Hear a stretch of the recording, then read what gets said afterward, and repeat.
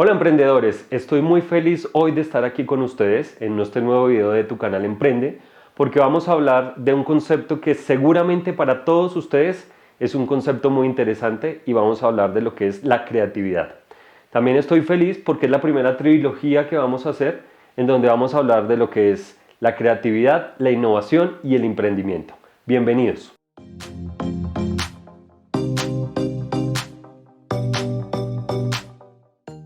Bueno, y recuerda que este primer video lo vamos a dedicar a lo que son los temas como tal de creatividad, y para esto me gustaría empezar este video con una historia que nos va a dar todo el contexto de lo que vamos a hablar posteriormente. Esta historia la cuenta Sir Ernest Rutherford, que era un ganador del Premio Nobel de Química, y cuenta la historia de que estaba en la dicotomía de si colocar un 5 o un 0 a uno de los estudiantes a los cuales le había colocado un parcial o un test, una prueba en términos generales. Y la pregunta del parcial lo que pretendía era cómo se podía medir la altura de un edificio utilizando un barómetro. Para los que no saben o para los que no tengan en cuenta qué es un barómetro es un instrumento que mide la presión atmosférica, y la forma de poder calcular la distancia o la altura, en este caso del edificio, es medir la presión atmosférica en el último piso del edificio y medir la presión atmosférica en el primer piso. La diferencia entre la presión atmosférica, lo que daría como resultado, es la altura como tal del edificio. Sin embargo, el estudiante, en lugar de contestar de esta manera, lo que dijo era que se iba para la azotea del edificio, le colocaba una cuerdita al barómetro, lo dejaba caer hasta el primer piso y luego lo que hacía era medir la longitud de la cuerda, dándole como resultado la distancia o la altura como tal del edificio. Si bien es cierto, la respuesta es una respuesta acertada porque logra el objetivo, que es medir la altura, pues realmente no demuestra el conocimiento de cómo utilizar un barómetro para poder llegar a ese resultado. Por eso el profesor tenía la duda si tenía que colocarle 0 o colocarle 5, pero decidió igual volverle a formular la pregunta, hacerle el parcial solamente a él para ver si tenía, digamos que en esa segunda oportunidad, la forma de contestar para lo que él era la respuesta realmente correcta. Entonces le dio solamente 6 minutos a esta persona para que contestara, y resulta que los primeros 5 minutos la persona no había colocado nada, y le dijo el profesor, al ver que no había colocado nada, le dijo: ¿usted no sabe cuál es la respuesta?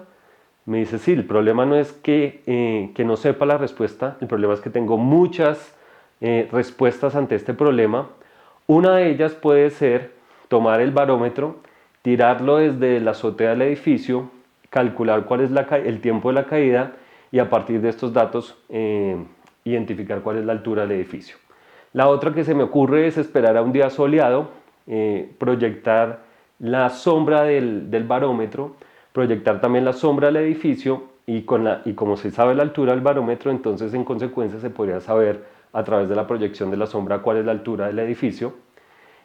Otra podría ser tomar el barómetro y empezar a medir rayitas con el barómetro, y la cantidad de rayitas multiplicado por, por la distancia o por lo que mide el barómetro, pues también sería calculado como la distancia o la altura como tal del edificio.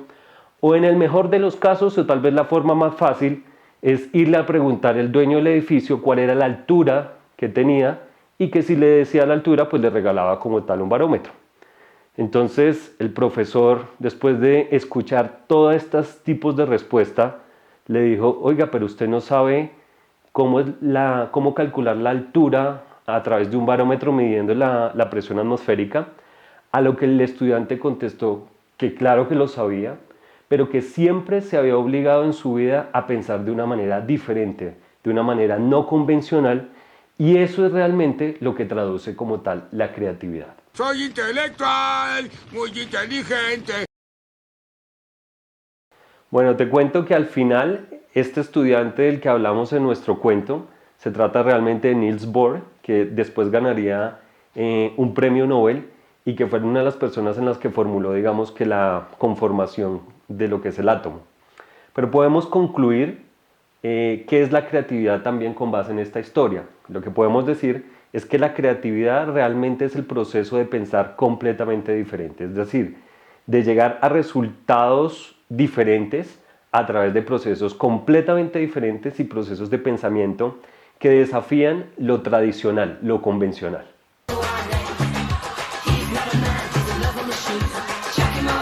Bueno, antes de seguir hablando de lo que son los conceptos como tal de creatividad, quisiera comentarte un poco cómo está compuesto nuestro cerebro, que podemos decir que realmente lo que llamamos como tal la unidad del cerebro no es un solo cerebro, sino que puede ser, digamos que, dividido en tres cerebros.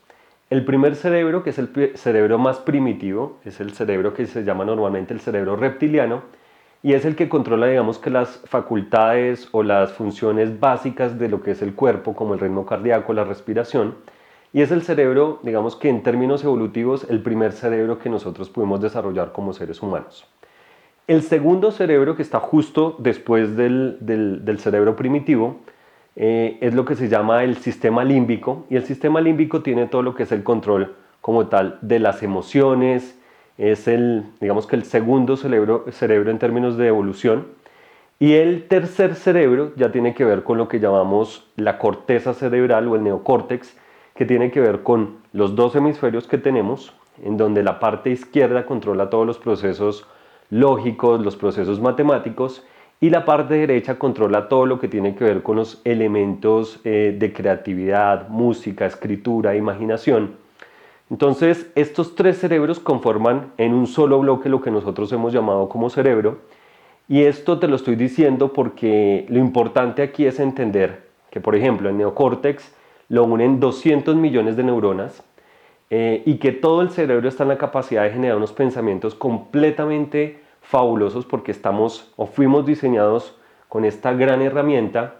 Y por tanto, digamos que eso desmiente a las personas que dicen yo no soy capaz de hacer una cosa o no soy capaz de hacer la otra, y lo desmiente en el sentido de que todos desde el punto de vista fisiológico estamos en la capacidad de pensar y estamos en la capacidad de ser creativos. De ti depende decidir tu vida. Eso es lo que diferencia a las personas y a los robots de los animales y los robots animales. Bueno, y entonces hasta aquí lo que podemos decir es por qué no somos creativos o por qué muchas personas dicen no ser creativas cuando realmente somos creativos por naturaleza. Pues yo creo que la creatividad la vamos perdiendo en el tiempo, uno, por lo que ha sido nuestra educación, la educación formal o lo que son los colegios tradicionales, no premian como tal la creatividad, en lugar de eso lo que buscan es como tal la eficiencia, memorizar, recordar, repetir y no realmente digamos que premian lo que son los procesos creativos. Pero además digamos que en nuestra educación lo que se busca más es aceptar una solución de manera genérica por todos, una solución que es universal, sin pensar de que puede haber otras soluciones al mismo problema. Y en muchos casos aún peor, lo que nos están dando es una respuesta a una pregunta que ni siquiera nosotros nos hemos planteado.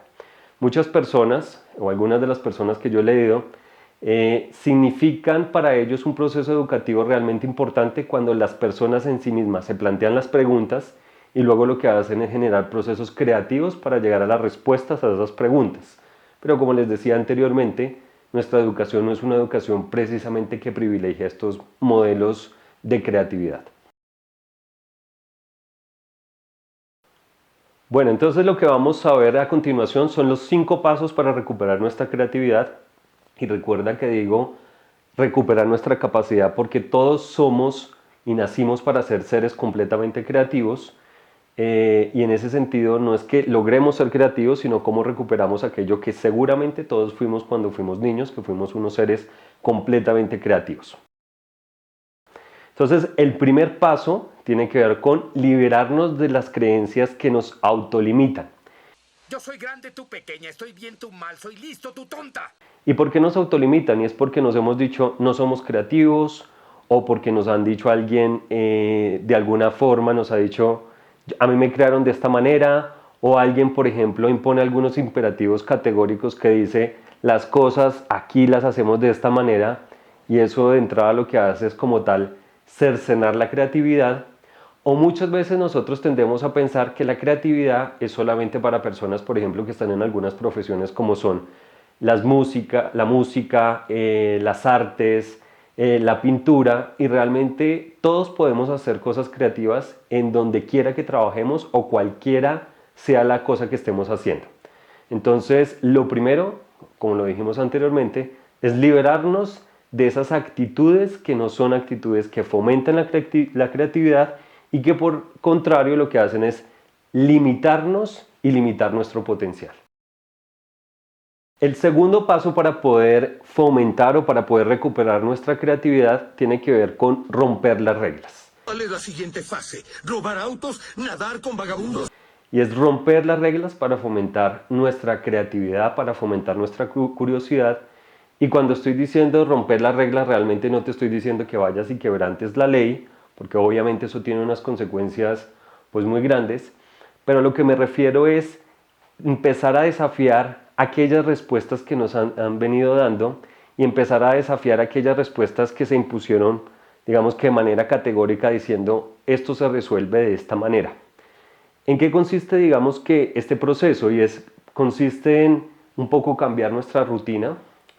Hace un momento te hablaba que nuestro primer cerebro lo llamamos el cerebro reptiliano, y es que realmente los reptiles no tienen que tener mucha creatividad, porque ellos básicamente que su mundo lo que hacen es que se limita a cumplir ciertas funciones, pero muchos de nosotros actuamos de manera reptiliana cuando no cambiamos nuestra dinámica, seguimos haciendo exactamente lo mismo a pesar que estamos llegando a los mismos resultados.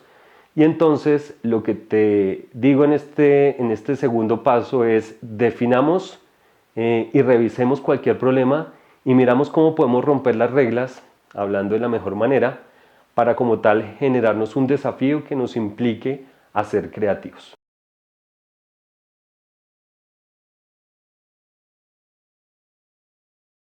El tercer paso para recuperar nuestra creatividad tiene precisamente que ver con lo que es el concepto del fracaso de nuestra cultura, y se refiere a lo que es abrazar el fracaso. ¿A qué me refiero a abrazar el fracaso? Y seguramente cuando les digo, muchos de ustedes pueden estar pensando, este tipo se volvió loco, ninguno de nosotros queremos fracasar. No lo sé, tú dime. Pero realmente es que en nuestra cultura se ha visto el fracaso como algo completamente negativo. El hablar como tal de fracaso puede enseguida generarnos un estado de ánimo adverso a poder escuchar, por ejemplo, esto que te estoy diciendo, pero realmente las personas tremendamente creativas están acostumbradas a fracasar. Y cuando yo digo a fracasar es porque si nosotros intentamos hacer algo y no lo logramos, podemos decir que hemos fracasado, pero otra forma de verlo es que hemos encontrado una manera de no hacerlo, o hemos aprendido de esa específica situación, de esa situación específica, para poder así hacer las cosas de manera diferente. Albert Einstein, digamos que uno de los grandes innovadores del mundo, lo que decía era que la imaginación era más importante que el conocimiento, pero también Thomas Alva Edison tenía una frase muy interesante cuando le preguntaron lo que era su fracaso de la bombilla. Entonces le dijeron, ¿qué piensa de lo que ha sido el proceso infructuoso, fracasado de poder crear la bombilla? Y lo que él respondió ante esto era que no había fracasado, lo que había era descubierto 999 maneras de cómo no hacer una bombilla, y que eso le iba a permitir avanzar y poder llegar a lo que fue finalmente la invención como tal de la bombilla.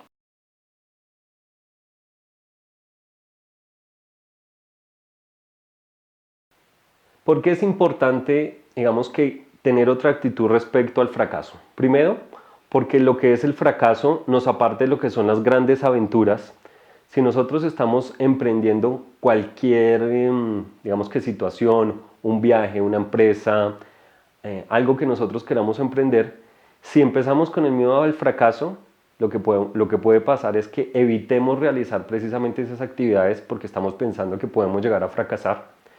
Lo segundo es que enfrentar cualquier desafío con un sentimiento o con un miedo al fracaso, pues realmente nos empieza a paralizar, diferente que si asumiéramos ese miedo con otro estado emocional completamente diferente.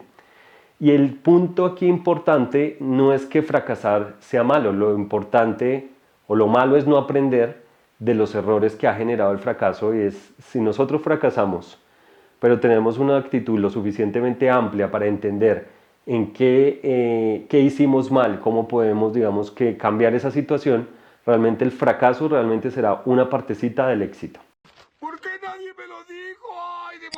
sido un idiota! El cuarto elemento para poder recuperar nuestra creatividad tiene que ver con lo que es el desarrollo del pensamiento lateral. Esto es una técnica y es un concepto descrito en un libro por Edward de Bono, que es un gran autor en términos de lo que son los temas de creatividad, que tiene que ver cómo el pensamiento lateral, a diferencia de lo que es el pensamiento tradicional o el pensamiento de causa y efecto, y se llama, digamos, que el pensamiento lateral porque mientras que nosotros pensamos de manera lateral o horizontal, normalmente el pensamiento que tenemos es un pensamiento mucho más vertical. ¿Qué quiere decir un pensamiento vertical? Pues un pensamiento que tiene asociado unas causas y unas consecuencias. Eso realmente es el pensamiento que normalmente nos enseñan en nuestros colegios o en la educación donde quiera que la hayamos tenido. Mientras que el pensamiento lateral lo que hace es tratar de responder de una manera completamente nueva a aquellos problemas que hemos tenido y que son premisas que se han creado en nosotros de que las cosas simplemente son así. Para esto solamente te voy a dar un ejemplo y es en un colegio lo que tenía una situación y era que cuando tocaba la campana para que los alumnos fueran al descanso o al recreo, todos se precipitaban por las escaleras y esa precipitación por las escaleras, el ir rápido, pues lo que hacía era que causaba accidentes en los alumnos del colegio y entonces ellos empezaron a preguntar cuál era la forma de poder evitar esos accidentes. La respuesta tradicional que puede causar o que inmediatamente genera para personas que no están acostumbradas mucho con el pensamiento lateral, es decir, no, lo que vamos a hacer es que vamos a crear unas reglas y vamos a crear, por ejemplo, unas penalizaciones para las personas que corran por las escaleras. Pues realmente es una situación y es algo que normalmente hacen, no solamente en los colegios, sino en las ciudades, pero en cambio, si nosotros nos obligamos a pensar de manera diferente, una respuesta podría ser a esa pregunta es ¿cómo hacemos que los alumnos bajen por su cuenta y por su propio interés más lento por las escaleras? Pues resulta que a las directivas de este colegio se les ocurrió crear en cada pedazo de las escaleras unos vidrios, unos espejos, perdón, y esos espejos lo que hacían era que la gente podría empezarse a mirar cuando estuviera bajando y querían verse cómo estaban, si estaban bien o estaban mal o si se tenían que arreglar, y eso en consecuencia hacía que los alumnos empezaron a bajar mucho más lento porque estaban más pendientes de cómo se veía. Hay otro cuento también muy interesante que describe lo que es este pensamiento lateral, que consiste, como te digo, en llegar a respuestas o en llegar a soluciones poco convencionales, pero que pueden ser altamente efectivas. Y es que en un pueblo tenían una situación, era un pueblo muy turístico, iban muchas personas en sus carros, dejaban los carros en el centro del pueblo y las personas iban unos minutos a recorrer el pueblo, la ciudad, las calles, como los lugares típicos para estar allí un rato porque era un sitio muy acogedor y muy bonito. Pero se empezaron a dar cuenta que todos esos carros que estaban parqueados ahí pues estaban generando un problema de tráfico, no solamente para las personas que vivían allí, sino para los turistas que llegaban. Entonces, de nuevo, un alcalde, una persona que esté a cargo de la autoridad, lo que puede decir es prohibido parquear y eso, digamos que puede solucionar el problema, pero también puede crear otro problema y es, por ejemplo, que las personas eviten ir a ese pueblo precisamente por el miedo a que sean castigados o que les coloquen unos comparendos y unas multas. Pero lo que se les ocurrió a estas personas del pueblo fue algo realmente creativo y lo que le decían a las personas es ustedes pueden estar aquí todo el tiempo que quieran, pero el tiempo que dejen sus carros parqueados tienen que dejar las luces prendidas. Entonces la gente lo que hacía era que iba a recorrer el mismo pueblo, pero lo hacía de una manera muy eficiente porque si dejaba mucho tiempo los carros con las luces prendidas, pues lo que generaba es que se les descargaba la batería.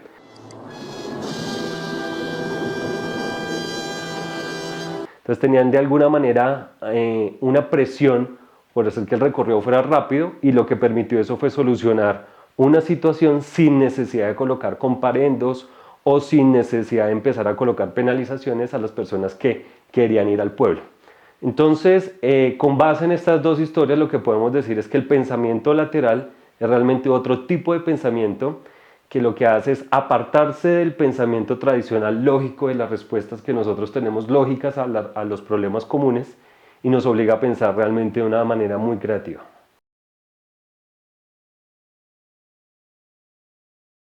Y el quinto consejo para recuperar nuestra creatividad tiene que ver con volver a ser niño de nuevo.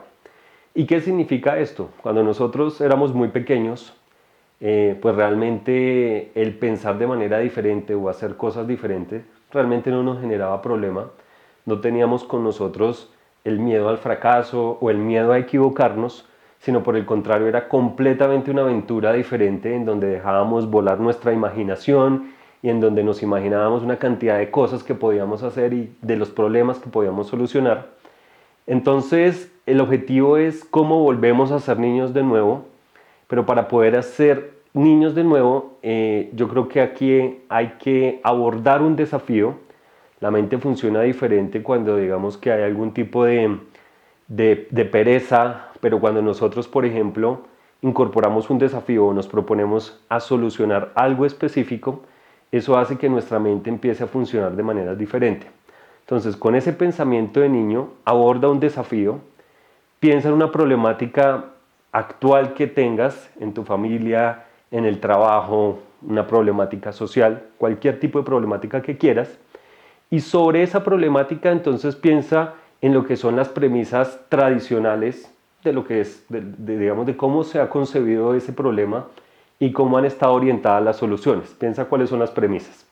Te voy a dar un ejemplo. ¿Por qué hay personas pobres? Porque no, la respuesta inmediata es porque no tienen plata. Bueno, pero preguntémonos por qué no tienen plata. Porque es personas que no acceden fácilmente al trabajo. Bueno, pero ¿por qué no acceden fácilmente al trabajo? Porque les falta educación. Bueno, ¿por qué les falta educación?